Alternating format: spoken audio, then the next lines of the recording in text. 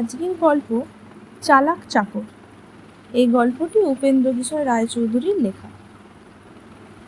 এক কাজী সাহেবের এক চাকর ছিল, তার নাম বুদ্ধ।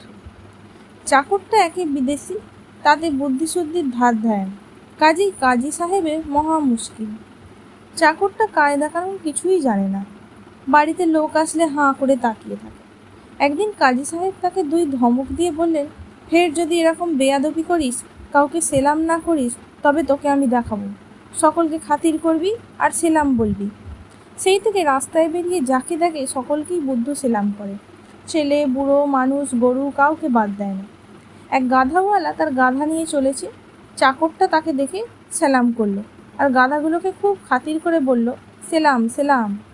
তা শুনে গাধাওয়ালা খুব হাসতে লাগলো আর বলল, তোর আহম্মক, ওদের বুঝি সেলাম বলতে হয়? ওদের হেই হেই করে চালাতে হয়। বুদ্ধ বেচারা কিছু দূর গিয়ে দেখলো একজন শিকারী ফাঁদ পেতে বসে আছে আর অনেকগুলি পাখি সে ফাঁদের কাছে ঘুরছে। তাই দেখে সে হেই হেই করে এমনি চেঁচিয়ে উঠল যে পাখিটাকি সব উড়ে পালালো আর শিকারী তো চোটে লাল। আর একদিন এক বড় লোকের বাড়িতে কাজী সাহেবের নেমন্তন্ন। বুদ্ধও সঙ্গে সঙ্গে গিয়েছে। তারা নবাব বংশের লোক, আশ্চর্য তাদের সব আদব কায়দা। খেতে খেতে নিমন্ত্রণকর্তার দাড়িতে একটা ভাত পড়ল। অমনি একজন চাকর যেন গান করছে এমনভাবে গুনগুন করে আর বলতে লাগলো, ফুলের তলে বুলবুল ছানা, তারে উড়িয়ে দে না উড়িয়ে দে না। অমনি তার মনিব ইশারা বুঝতে পেরে দাড়ি ঝেড়ে ভাত ফেলে দিল। কাজী সাহেব বাড়িতে এসে বুদ্ধকে বললেন, দেখলি তো কেমন কায়দা, আমার দাড়িতে যদি খাবার সময় ভাত লাগে তুইও ঠিক অমনি করে বলবি। তারপর একদিন বাড়িতে কাজী সাহেবের খুব ভোজ হচ্ছে। কাজী সাহেব চাকরের কেরামতি দেখাবার জন্য ইচ্ছা করে তার দাড়িতে একটা ভাত ফেলে দিলেন আর বুদ্ধকে চোখ টিপে ইশারা করলেন। বুদ্ধ অমনি চেঁচিয়ে বলল, সেই যে সেদিন অমুকদের বাড়িতে না কিসের কথা হয়েছিল, আপনার দাড়িতে তাই হয়েছে। তা না না তা না না। শুনে সব লোকে হো হো করে হেসে উঠল। একদিন মনিব বললেন, দেখ তুই বড় বিশ্রী ভাত রাঁধিস, তুই এখন ফ্যান গালাতেই শিখিসনি।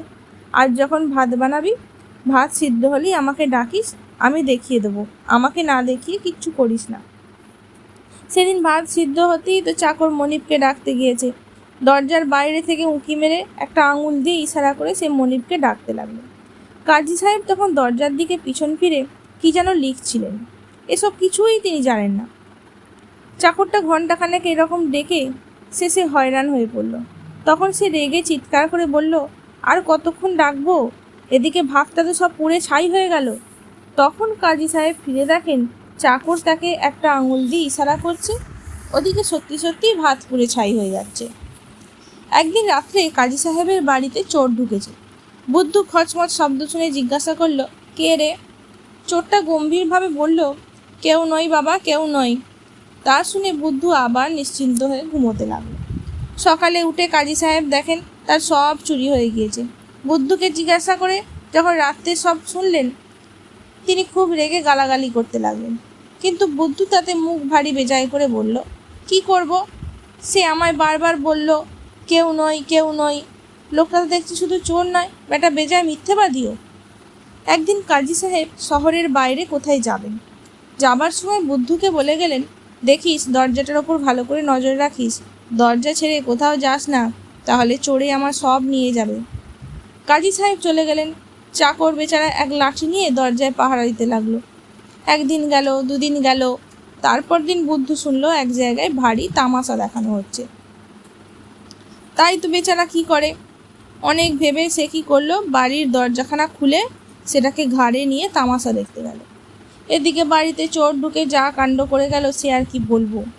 কাজী সাহেব বাড়িতে এসে দেখেন সর্বনাশ, বাড়ির সিন্দুক আলমারি সব খালি।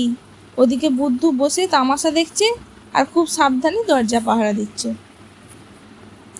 আজকের গল্প এখানেই শেষ হলো। পরের দিন আবার একটা নতুন গল্প নিয়ে হাজির হব।